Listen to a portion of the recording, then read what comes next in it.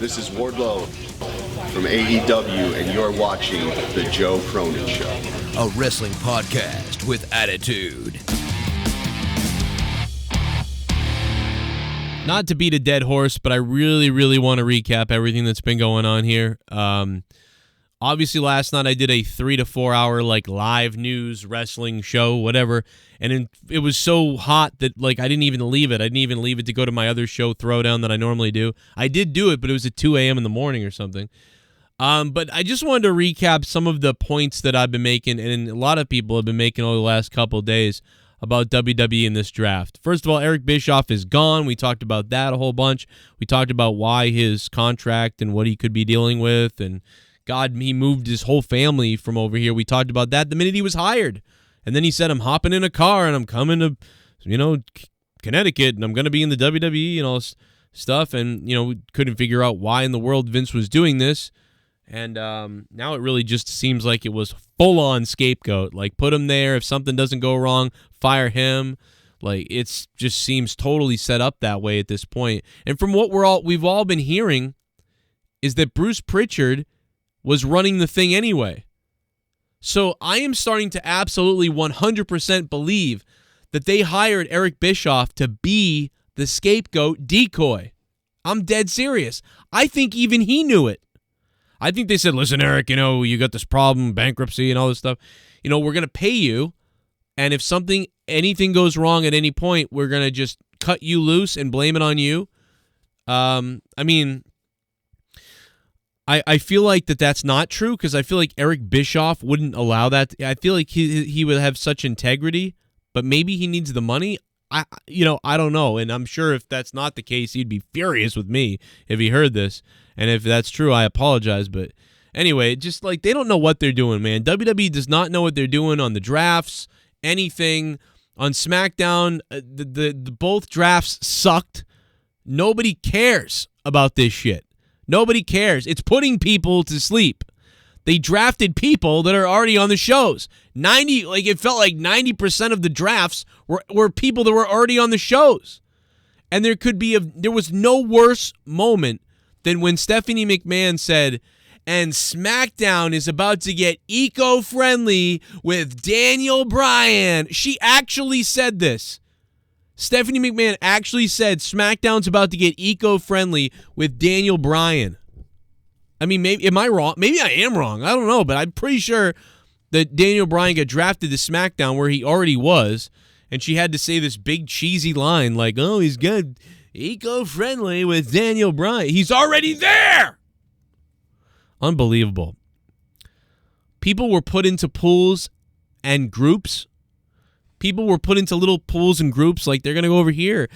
They were drafted without any announcement whatsoever. People just drafted left in these little groups, and we didn't even know about it. Nobody was told about it. Nobody knew about it. It just happened. There was other people who weren't even included. There were people who just didn't get drafted or were seemingly forgotten about, who said, hey, what about me? Where am I going?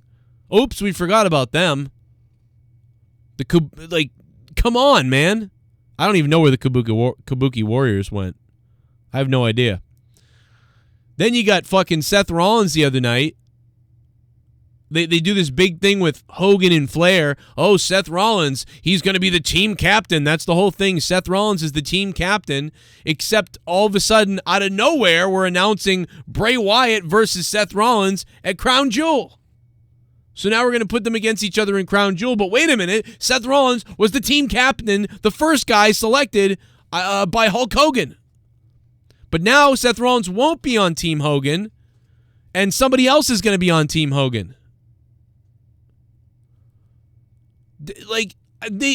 They confuse the shit out of the fans so much that this has to be impossible for anybody to understand what's going on.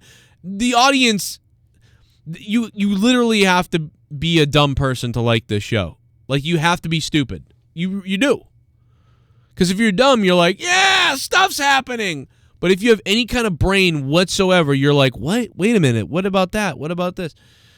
So they're looking for brain dead morons. Zombie people is what they're looking for.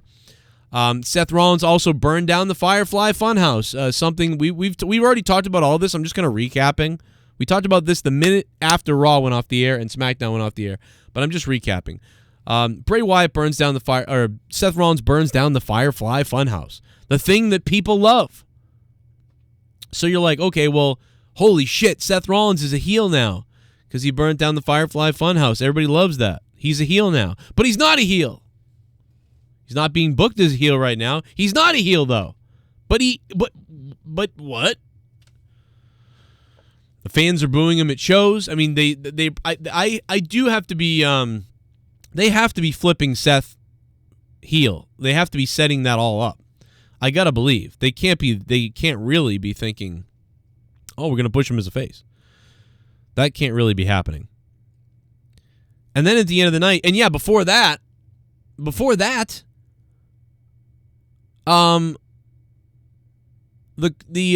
Kabuki Warriors are going to face off against Natty, and the Kabuki Warriors are, nobody knows if they're heel or face. Are they heel? Are they face? I don't know. Do you?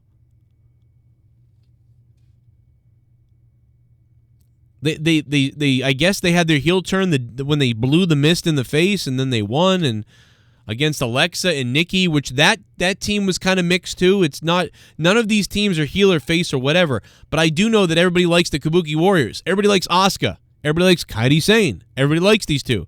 They're cute. They're fun. They're the Kabuki Warriors. Cool. Even if they cheat, cool. So Natalya comes out, and she's boring as hell, and you never know when Natalya is going to be a face or a heel. But she just had this giant massacre with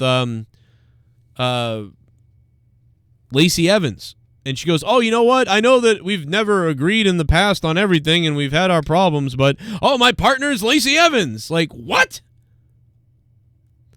So now the fans, apparently, Natalya and Lacey Evans, I guess, are supposed to be the faces. Everyone's cheering for the Kabuki Warriors. Here comes Lacey Evans. She's pretty much a heel all the time. Natalya is pretty much like a 50-50, but a lot of times gets booed. But then they're the faces, and the other one's the heels, and the people are confused.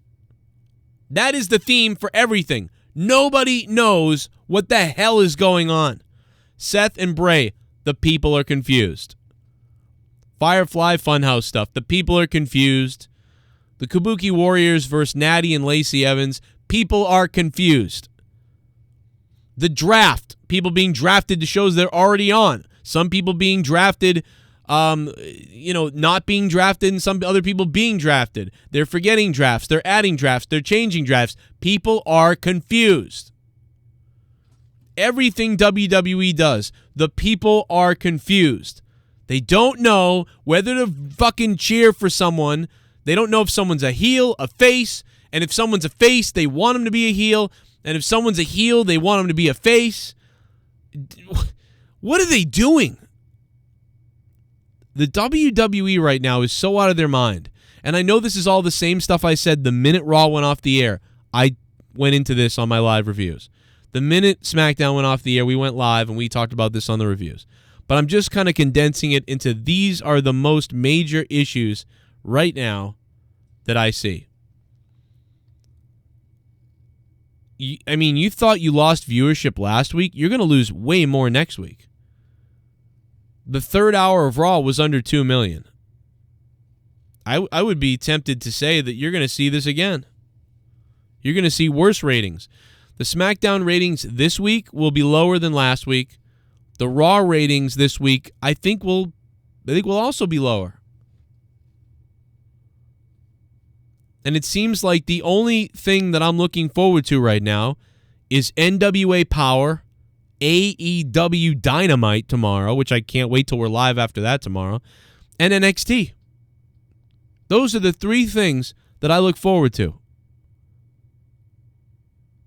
And there's another company with a big show coming up on the weekend that I don't talk about because I hate them and they hate me and whatever. Ring of Honor isn't doing so well. That's a problem for them. They're just so stale. That's another company that needs an injection of something. They need to create a new show live on YouTube, or they need to do something because the format right now they're working with is about to crash. It's about to go down. They need to get in on all this live action, you know? They need to, if I was, I know this sounds crazy, if I was Ring of Honor, I'd produce a show that goes live right after NWA, to be honest. Because then you would get the people in the chat rooms of NWA saying, "Awesome show tonight, guys! Yeah, hey, I'm gonna go watch a Ring of Honor now." Or who's watching Ring of Honor tonight after this? You know, you could actually generate some buzz off of NWA and off of these other things by creating your own live program. That's my 2 cents, and I've got a million other ideas that if Ring of Honor hired me or somebody hired me, I could bring you all my ideas and probably get you some fans, get some views, get some ratings. But every time I apply everywhere for commentary or whatever, nobody responds. So that's fine. Enjoy the fall, because I know that I've been enjoying WWE's fall in some sick way. I'm not, because I love WWE and I want them to blow up again and be huge so we can all our shows can do better and I can do better and everything like that. But there's a sick part of me that kind of likes watching them just burn a little bit. You know what I mean? Yeah. That's how I feel right now. Real cynical Joe right now. That's my video, guys. Hope you guys enjoyed whatever recapping the hell that was this week. We already talked about all this, so sorry to just repeat it all again. But, I mean, I'm sitting here thinking about stuff, and Throwdown was earlier, and oh, God, what is WWE doing? What in the world are they doing? More videos coming later today. Thanks for subscribing. Leave some comments down below. I'm going to respond to your comments down below, so leave them there. Hit that like button if you'd like to. And thanks to the new patrons, too. And thanks to Mikey7, who just became a $10 patron. What up, dude? Thank you, my friend. And we'll see you tomorrow.